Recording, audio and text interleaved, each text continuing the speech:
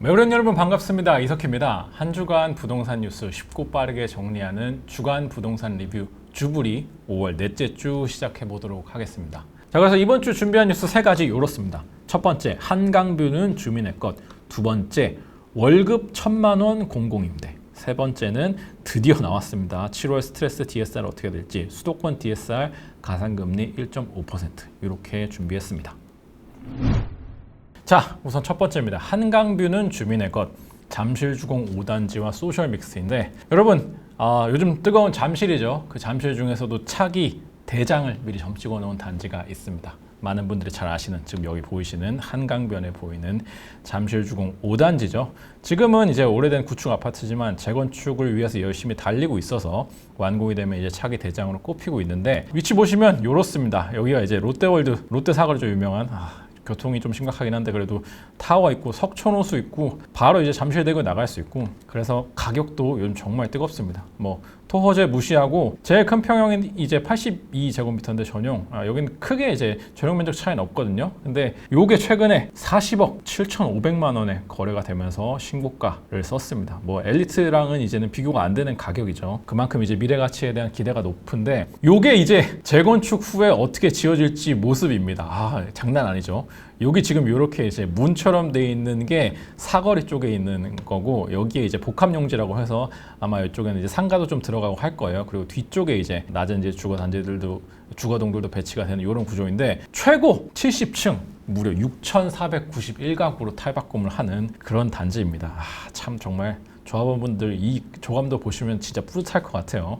그런 단지인데 최근에 갑작스러운 암초를 만났습니다. 서울시에서 이제 정비 사업에 걸리는 심의 기간을 좀 줄이겠다고 하면서 통합 심의를 이제 운영을 하고 있죠. 그래서 여기 보시면 2025년 제3차 정비 사업 통합 심의위원회 지난달 24일에 열렸는데, 요 두 번째 보이시나요? 잠실주공 5단지 재건축 사업 시행 계획안 관련 통합 심의 보류가 났습니다. 보류. 갑자기 잘 가다가 웬 보류냐? 이유를 살펴보니까 요겁니다. 임대도 한강변 배치하라, 잠실 5단지 부굴인데요. 지금 이제 잠실주공 5단지 보시면 정비 사업을 통해서 재건축을 통해서 6,491가구로 탈바꿈을 한다고 제가 말씀드렸었는데, 이 중에 공공주택, 임대주택이죠. 재건축하면서 용적률을 최고치로 받으려면 그 최고치로 받게 되는 상한 용적률에서 법적 상한까지 올라가는 것의 50%를 이제 임대주택으로 해야 되는데, 그렇게 해서 임대주택으로 지어야 하는 게 811가구입니다. 꽤 많죠. 세대수 자체가 많은 것도 있는데, 그래서 이렇게 이걸 짓기로 했는데, 이 임대주택이 이게 지금 이제 위에서 본 조감도거든요. 보시면 한강변이 이쪽에 있는 거잖아요. 여기에 있는 동에, 이 주거동, 한강변에 마주 있는 주거동 이 4개 동에 임대주택을 하나도 안 넣겠다 라고 이제 계획을 세워서 서울시에 이제 제출했다고 합니다. 근데 그것에 대해서 서울시가 제동을 건 거예요. 야, 왜 한강변에 임대주택 하나도 안 넣었어? 이거 다시 배치해 라는 판단이 내려져서 보류하고, 너네 이거 다시 계획 가져와가 된 겁니다. 여러분, 이게 왜 서울시에서 이렇게 얘기를 하고 있는 거냐? 바로 이제 오세훈 시장의 소셜 믹스입니다. 사실 여러분들 임대와 조합원 혹은 일반 분양 받은 분들의 구분을 두지 않고 동층 섞는 이 소셜 믹스를 아마 이제 박원순 서울시장 때 제일 먼저 시작했다라고 많은 분들이 오해를 하고 계시는데, 요거는 사실 훨씬 그 이전부터 해오던 겁니다. 노무현 정부 때부터 제가 처음 도입된 걸로 알고 있고, 이명박 정부 때도 보금자리 주택에 요게 이제 도입이 됐었고, 뭐 오세훈 서울시장, 박원순 서울시장, 오세훈 서울시장 다시 넘어오면서 계속 유지되고 있는 정책이에요. 그리고 이 소셜 믹스 정책을 상당히 강화한 거는 오세훈 서울시장입니다. 지금 이게 보시면 정비계획에 나와 있는 거를 제가 발췌해온 거거든요. 정비계획을 살펴보면 이런 내용이 나옵니다. 임대주택, 법적 상한 용적률 완화, 건설에 관한 계획이죠. 법적 상한 용적률 완화, 아까 말씀드렸던 것처럼 용적률을 더 받으면 그거에 따른 임대주택을 짓고, 이 임대주택은 이렇게 배치해야 된다는 내용을 여기 담아놓은 거거든요.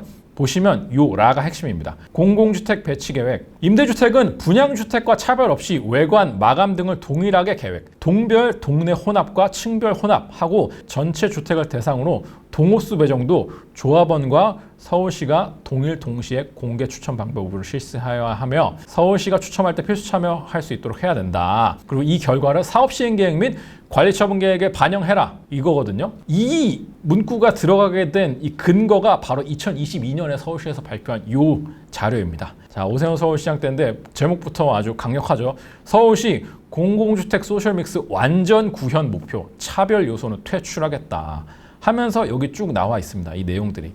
여기 보시면 동호수 추첨도 분양 공공주택 세대 동시 참여 공개 추첨 전면 실시도 있고, 그 다음에 요게 이제 지금 잠실주공 5단지에서 벌어지고 있는 문제인 거죠. 자, 공공주택을 단지 내 별동이나 분양 세대에 공급하고 남은 세대에 배치하거나 공동 편의시설의 공공주택 입주자 이용을 제한하는 등 차별적 요인을 제거한다. 공공주택이 소음과 일조량에 불리한 동에 배치되지는 않았는지, 단지 내 공공 편의시설 이용에 차별받지 않도록 했는지를 꼼꼼히 살핀다는 겁니다. 그래서 서울시에서 이걸 살펴봤더니 한강뷰도 여기에 포함을 해야 된다는 게 서울시의 이제 입장인 거죠. 그렇기 때문에 한강뷰에 이거 없어? 그러면 다시 배치 계획 세워와, 이렇게 된 겁니다. 그래서 이 라에 봤던 요걸 근거로 2022년에 나왔던 이 서울시의 방침을 근거로 이렇게 된 거예요. 서울시의 입장은 이렇습니다. 한강변 주거동뿐만 아니라 일부 동에만 편중된 배치, 이건 잠실주공 5단지 임대주택을 말하는 겁니다. 소셜믹스 정책과 맞지 않다고 판단해 임대주택 차별 요소를 없애는 측면에서 재배치해야 한다는 의견이 심의 과정에서 나왔다. 통합심의위원회 위원분들이 이렇게 얘기를 했다는 겁니다. 잠실주공 5단지 조합장님 뭐라고 하시냐? 한강변 동에 임대주택을 배치해도 조합원이 한강조망주택을 분양받는 데는 큰 문제가 없다. 심의에서 제시된 의견을 반영해 조만간 심의 절차를 다시 진행할 예정이다. 일단은 서울시에서 내린 방침을 우린 적극 수용하겠다. 그렇게 해도 별 문제가 없다라고 이제 말씀을 하셨습니다. 근데 일부 조합원들은 조금 약간 불만이 있어요. 이제 일부 조합원들이 하신 얘기를 제가 가져와 봤는데, 사실 여러분 임대주택을 배치할 때 차별을 없게 하라고 해서 이런 것들을 반영하기 위해 역 가까이에 배치하는 경우도 있다고 해요. 그래서 아마도 잠실주공 5단지가 한강뷰엔 없어도 잠실역이랑 가까운 쪽에 넣어놨나 봐요. 그래서 보면 언제는 여기랑 가까운 게 좋은 거라서 그렇게 배치하지 않았냐, 한강은 오히려 여기랑 멀다, 그래서 안 넣은 거다, 이렇게 얘기를 하시는 분도 있고, 그리고 이런 얘기도 있습니다. 임대에 차별을 하지 말란 거지 특혜를 주라는 뜻은 아니지 않느냐, 한강뷰는 일종의 어떤 프리미엄이기 때문에 요거까지 우리가 해줘야 되냐, 이런 의견이신 거죠. 그리고 결국에는 임대에 한강뷰가 배치게 되면 조합원이나 일반 분양자들이 받게 될 한강뷰는 줄어드는 것이기 때문에 이거 우리 땅에 사업하는 건데 이 정도까지 제재를 가하는 게 맞냐, 이제 이런 의견이 좀 나오고 있습니다. 자, 그래서 이게 결국에는 핵심은 요건 것 같아요. 이 소셜믹스의 선이 어디까지인지, 과연 한강변에도 임대주택을 배치하겠다고 했고 잠실주공 5단지에서, 그리고 저층의 임대주택을 배치한 동들도 좀 있었다고 하거든요. 그래서 이것도 좀 줄이겠다라고 얘기를 했어요. 그래서 고층에 배치하는 동들도 많이 넣겠다라고 했는데, 이 선이 어디까지인가가 결국에는 이 소셜믹스의 핵심이 될 것 같습니다. 그래서 사실 그런 얘기가 좀 나오고 있어요. 최근에 이 소셜믹스라는 개념을 어쨌든 서울시에서 앞서 제시한 그 기준들을 보고, 그리고 정비계획에 이제 담겨져 있는 문구를 봐도 구체적인 기준은 아니다. 그냥 차별이 없게 할 뿐이지 그 차별이 없게 하는 것의 선을 어디까지인지는 정해져 있지 않아서 계속 이런 논란이 나오고 있는 거거든요. 근데 잠실주공 5단지에서 한강뷰까지는 그게 과하다는 입장인 거고, 저희가 듣기로는 최근에 여의도에 있는 한 단지에서도 요거랑 관련된 그 갈등이 벌어지고 있는데, 그 갈등의 양상은 이것보다도 한 차원 더 높은 양상이라고 하거든요. 그건 저희가 아직 취재가 완벽하게 되진 않아가지고 지금 말씀드리기는 어려운데, 저희 신문에서 기사가 나고 나면 다음 주부리 때 다뤄드릴게요. 근데 그거 상당히 좀 파격적인 내용이라서 저희가 좀 예의주시하고는 있습니다. 자, 그래서 제가 제목으로 달아놓은 거, 한강뷰는 주민의 것. 여러분 콘크리트 유토피아 보셨나요? 거기에 보면 이제 아파트는 주민의 것이라는 명대사가 나와서 그걸 제가 이제 각색을 해본 건데, 이 주민의 것이라는 게 결국에는 임대주택에 사시는 분들 주민 아니냐, 이렇게 서울시는 생각을 하고 있는 거고, 조합원은 그것까지는 좀 아니다, 이렇게 생각을 해서 충돌이 좀 이루어지고 있는 그런 상황입니다. 자, 그래서 잠실주공 5단지에서 벌어지고 있는 소셜믹스 논란, 이렇게 정리를 좀 해봤습니다. 자, 두 번째 뉴스입니다. 월급 1,000만 원 임대주택, 누구를 위한 공공임대인가인데 무슨 얘기냐? 자, 여러분 미리 내 집 아시나요? 미리 내 집. 서울시에서 이 저출생 극복을 위한 서울시의 주택정책 장기전세주택 2라는 것을 이제 미리 내 집이라는 이름을 붙여서 하고 있는데, 저희가 잠실주공 5단지 방금 임대주택이 811가구 들어간다고 말씀을 드렸잖아요. 그 중에 일부가 서울시에서 운영하는 이 장기전세주택 2 미리내 집으로 할당이 됩니다. 제가 그래서 이렇게 배치를 이렇게 해놓은 건데 두 가지를 서울시에서 정비사업을 통해서 지어지는 단지들 재건축 재개발 다 상관없습니다. 거기서는 임대주택을 위한 물량이 나오게 되고 그 임대주택 중에서 일부는 신혼부부에게만 공급되는 미리내 집이라는 걸로 이제 배정이 되고 있습니다. 그래서 보시면 미리내 집이라는 것의 입주 자격이 어떻게 되냐면 무주택 세대원으로 구성된 신혼부부 그리고 입주자 모집 공고의 현재 신혼부부이거나 혹은 예비 신혼부부까지도 가능을 합니다. 그리고 동시에 무주택 세대원으로 구성된 신혼부부인데 공고일 기준 5년 이내에 주택을 소유한 이력이 없어야 됩니다. 그러니까 지금 당장 무주택이어야만 되는 게 아니라 최근 5년 동안 주택을 소유한 이력이 없어야 되는 거고 이 미리내 집으로 공급되는 주택의 전용 면적이 얼마냐에 따라서 이렇게 소득 조건이 좀 있습니다. 그리고 자산 기준도 이렇게 있어요. 근데 이건 제가 뒤에 가서 조금 더 자세하게 설명을 해드리도록 하고 이거 상당히 인센티브가 강력합니다. 일단은 신혼부부에게만 주잖아요. 근데 아이를 2자녀까지 낳으면 이게 최장 20년 거주할 수 있는 거거든요. 한번 당첨이 되게 되면 20년 동안 거주하면서 아이를 둘 만약에 낳으면 내가 지금 살고 있는 전세주택을 나중에 내 집으로 살 수 있습니다. 그리고 이거는 시세의 90%, 그러니까 10% 정도 할인된 가격으로 살 수 있어요. 그래서 이게 지금 상당히 강력한 혜택이어서 이걸 노리고 들어가시는 분들도 꽤 있거든요. 그리고 사실 20년 동안 좋은 아파트에서 싸게 살 수 있는 거 자체가 상당히 내 자산을 아낄 수 있는, 돈을 아낄 수 있는 기회이기 때문에 그러면서도 실거주 만족도를 높일 수 있는 기회이기 때문에 상당히 이제 좋은 정책이다라고 평가를 받고 있는데 어떤 아파트들이 이 미리내 집으로 되냐? 일단 보시면 이 오세훈 서울시장이 최근에 이 미리내 집을 홍보하기 위해서 현장에 방문했거든요. 요 한강뷰 딱 나오는 이 아파트 어디냐? 광진구 롯데캐슬 이스트폴입니다. 여러분 지금 이게 장기 전세로 배정된 물량인 거잖아요. 롯데캐슬 이스트폴은 임대주택의 한강뷰입니다. 저희 롯데캐슬 이스트폴 임장대 리드를 다뤄드렸던 거에서도 한번 말씀을 드렸었는데 구의역이랑 가까운 동이 4개, 그 다음에 구의역이랑 면동이 2개가 있거든요. 그 2개는 한강뷰가 나오는 동이에요. 그래서 이게 다 임대로 배정이 돼 있습니다. 그래서 근데 요거는 조합 사업이 아니라 그냥 개발 사업이었기 때문에 재개발이긴 하지만 시행사가 따로 있는 개발 사업이었기 때문에 그냥 시행사에서 이렇게 결정을 한 거예요. 서울시가 요구를 했기 때문에. 근데 여기 5구제곱이 미리내 집으로 전세를 얻으면 전세가가 4억 5천만 원 밖에 안 됩니다. 상당히 저렴하죠. 그 다음 여러분 서초구 레미안 원펜타스 기억나시나요? 저희가 뭐 20억 로또라고 얘기했던 그 단지도 미리내 집으로 나옵니다. 이것도 재건축으로 지어진 단지이기 때문에 무조건 서울시에 이제 임대주택을 내놓아야 돼요. 여기 5구제곱은 9억 7,500만 원이에요. 상당히 비싸죠, 사실. 9억 7,500만 원 전세. 서울에서 5구제곱 전세 중에서 상당히 비싼 축에 속하는 가격이거든요. 근데 여러분 이거 시세는 14억 8천만 원입니다. 그러니까 시세보다 한 5억은 저렴한 가격에 전세를 들어갈 수 있는 거예요. 자, 그리고 단군 이래 최대 재건축이라고 불리는 올림픽 파크 포레온 둔촌주공이죠. 요것도 서울시 장기전세 있습니다. 미리내 집에. 그래서 요거는 5구제곱 시세가 5구제곱이 4억 2천만 원이면 들어갈 수 있거든요. 근데 시세가 지금 8억 5천만 원이에요. 그러니까 반값에 들어갈 수 있는 겁니다. 그리고 또 청량리의 유명한 고층 주상복합이죠. 롯데캐슬 스카이 L도 있습니다. 여기도 5구제곱 4억 4천만 원이면 들어갑니다. 그러니까 이렇게 제가 지금까지 보여드린 아파트들 서울 중위 가격은 다 훌쩍 넘는 아파트들이거든요. 이렇게 좋은 아파트들에 들어갈 수 있는 기회가 주어집니다. 자, 근데 어떤 기준만 충족하면 들어갈 수 있는지를 보면 아까 이제 무주택 그다음 신혼부부인 건 말씀을 드렸고 소득 기준을 보려고 제가 지금 가져왔는데 전용 면적 60제곱 이하 맞벌이 180만 원까지 인정이 되거든요. 가구당 월 평균 소득에. 그래서 보시면 이 2인 가구 기준으로 월급이 980만 원이면 됩니다. 여러분 이 월급 980만 원이 적은 금액이 아니죠. 사실 상당히 고소득인 거거든요. 이 정도 소득이 되더라도 이 싼 전세에 들어갈 수 있는 거예요. 그리고 만약에 전용 면적 60제곱 초과다 하면 맞벌이는 200%까지 늘어나거든요. 그럼 월급 둘이 합쳐서 1,000만 원 넘어도 들어갈 수 있는 겁니다. 그리고 여러분 아까 제가 자산 기준이 있다고 말씀드렸는데 이 자산 기준이 6억 5천만 원이에요. 6억 5천만 원 자산을 갖고 있어도 4억 얼마짜리 저렴한 전세를 들어갈 수 있게 해주는 거예요. 이렇게 후회도 되는 건가요? 라는 의문이 스멀스멀 들죠. 그래서 일종의 가점 기준도 만들어 놨습니다. 이렇게 조건을 충족하면 가점을 줘서 이 가점이 높은 분들 우선 주거든요. 근데 그것도 그렇게 빡빡하지 않습니다. 서울시 거주 기간이 있어요. 근데 10년 이상 해야 만점이거든요. 그리고 주택 청약 납입 횟수도 있습니다. 이것도 120회 이상, 그러니까 한 달에 한 번이니까 이것도 10년 이상 납입인데 부부 합산 가능입니다. 부부 합산 가능. 그러니까 각자 5년씩 서울에 거주했고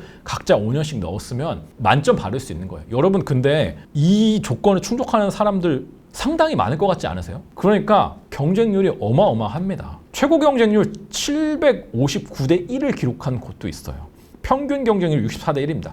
그러니까 웬만한 서울 청약보다도 빡센 거예요. 그래서 보면 로또 된 장기전세 임대라는 저희가 타이틀을 달았는데 이렇게 나오는 겁니다. 이 당첨자들이 가점 기준을 어떻게 충족했는지 봤더니 거의 대부분 다 만점, 이 10점 다 채운 사람들이라고 합니다. 가점 변별력이 크지 않다 보니 5점, 5점 충족하는 분들이 많다는 거고, 자, 한 신청자분은 이렇게 얘기합니다. 서류 커트라인은 넘겼지만 당첨되기 어려워 돼지 꿈이라도 꿔야 되나 싶다. 내가 가점 만점이고 소득 기준도 충족을 해도 이렇게 경쟁률이 빡세서 그냥 정말 웬만한 청약 당첨되는 것만큼 어렵다. 제가 말씀드렸잖아요. 앞에 누구를 위한 공공임대냐. 사실 우리가 생각하는 공공임대라는 거는 그러니까 주거 취약계층의 어떤 최소한의 조건을 만족하는 뭐 입지나 이런 게 좋지 않더라도 꼭 아주 좋은 대단지 아파트가 아니더라도 내가 살 수 있는 주거 안전판, 복지제도로서 작용을 해야 되는 건데, 이런 식의 비싼 아파트들, 임대주택을 넣어야 된다는 제도를 활용해가지고 사실상 뺏는 거잖아요, 조합으로부터.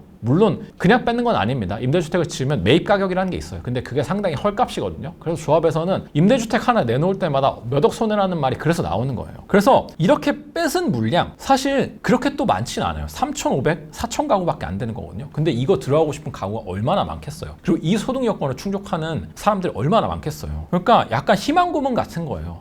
나 레미안 원펜타스 살 수 있어? 이 희망을 안고 사람들이 여기에 넣는 거예요. 그리고 이런 것도 있습니다. 여러분, 이게 경쟁률도 높은데 가격이 그래도 원펜타스 같은 경우는 9억 혹은 뭐 4억 넘어가는 것들이 많잖아요. 근데 이게 정책자금, 그러니까 디딤돌 대출 있죠. 버팀목 대출이죠. 버팀목 대출. 이게 버팀목 대출은 최대 전세 4억까지밖에 안 되거든요. 근데 이거를 풀어달라고 서울시가 요구를 하고 있다고 합니다. 원펜타스나 올림픽파크 포레온에 들어가는 전세 이거 대출까지 되게 해달라고 서울시에서 요구를 하고 있다고 해요. 그러니까 더 말이 나오는 겁니다. 사실 이런 분들한테 저는 대출이 필요하나? 이런 생각이 좀 들거든요. 월급 둘이 합쳐서 1,000만 원 받고 자산 기준도 6억 원 이하면 이런 분들은 솔직히 대출 안 받아도 되는 거 아닌가라는 생각이 들어요. 그리고 저는 기본적으로 이 공공임대에 대한 의구심이 좀 들긴 합니다. 결국엔 이게 기부 체납으로 받는 거잖아요. 너희가 재개발, 재건축을 통해서 개발 이익이 나오니까 사회에 좀 환원을 해 라는 취지로 임대를 짓는 건데, 저는 사실 그냥 이거 조합에서 돈으로 냈으면 좋겠어요. 임대주택 제가 아까 말씀드렸던 잠실주공 5단지 811가구 그냥 811가구 값어치를 하는 돈을 그냥 내놓으라고 하고 그 돈 갖고 원룸 투룸 많이 지었으면 좋겠습니다. 그리고 이런 핵심 입지에 안 지어도 되잖아요. 사실 청년들이 막 나 잠실 살고 싶어요, 반포 살고 싶어요 아우성 치고 있는 건 아니거든요. 물론 뭐 그런 것도 있습니다. 강남에 임대주택이 필요하냐 안 하냐를 가지고 갑론을박이 있어요. 저는 그렇게 많이 필요하다고 생각하진 않는데, 이런 얘기를 했더니 어떤 전문가분이 그런 얘기 하시더라고요. 다른 나라 같은 경우에는 이런 공공임대주택에 대해서 들어갈 때 소득 요건만 보는 게 아니라 직업을 본대요. 근데 어떤 직업이냐면 가령 이런 거죠. 청소미화 하시는 분들 있죠. 그러니까 그 지역의 어떤 필수적인 노동자들 있잖아요. 우리가 강남에 상당히 오피스가 많죠. 여의도도 그렇고 중심 업무 지구에도 있죠. 근데 거긴 비싸단 말이에요. 근데 거기서 이제 청소로 일하시는 분들도 있을 거잖아요. 근데 그런 분들이 거기엔 살지 못하기 때문에 상당히 먼 데서 출근하시거든요. 노회찬 전 의원의 그 연설 있죠. 상당히 유명한 연설. 그 멀리서부터 몇 번 버스를 타고 와가지고 강남에서 내려서 청소하고 퇴근하시는 분들. 이제 그런 것들이 좀 불편하기 때문에 이분들이 좋은 집에 사는 건 아니더라도 작은 뭐 한 원룸 투룸에 사시더라도 강남에 살게 해줘야 된다. 이런 일종의 복지가 필요하기 때문에 일부 국가들에서는 직업을 본다고 합니다. 그래서 그런 직업에 종사하는 분들한테 우선적으로 우리로 치면 강남 같은 이 상업지구에 나오는 임대주택을 우선 배정하는 경우도 있다고 해요. 그래서 그런 걸 따져보면 저는 강남에 필요하다 라는 의견에 대해서 어느 정도 공감을 합니다. 근데 원펜타스가 필요하진 않다고 생각을 해요. 사실 역세권이 아니더라도 다른 곳에 그냥 나라가 잠실주공 5단지로부터 거둔 돈을 가지고 땅을 사서 올려서 거기에 더 많은 물량을 공급하는 게 맞지 않나라는 생각이 저는 자꾸만 들거든요. 그래서 이거를 계속 이렇게 운영하는 게 맞나라는 생각이 계속 듭니다. 그래서 사실 저희가 이런 식의 어떤 비판적인 논조의 기사를 쓰기도 하는 거고요. 물론 서울시에서 이거를 역점 사업으로 밀어붙이고 있는 거기 때문에 쉽게 바뀌진 않을 것 같은데 조금 바뀌어야 될 필요가 있지 않나라는 생각이 좀 듭니다. 자, 그 다음 세 번째 뉴스입니다. 세 번째 뉴스는 AS 뉴스인데 수도권 DSR 가산금리 1.5%, 지방은 한숨 돌렸다. 여러분 7월부터 시행되는 스트레스 DSR 어떻게 될지 정말 계속해서 관심이 많았는데 드디어 최종이 나왔습니다. 7월부터 더 센 대출 규제, 비수도권 6개월 유예. 수도권 가산금리 현재는 스트레스 DSR 1.2%포인트인데 이게 1.5%포인트로 높아집니다. 여러분 스트레스 DSR은 금리가 높아지는 게 아니라 향후에 금리가 높아지는 것에 대비해서 대출 한도를 조정하는 거죠. 그거를 산정할 때 가산금리를 1.5%포인트로 하겠다는 겁니다.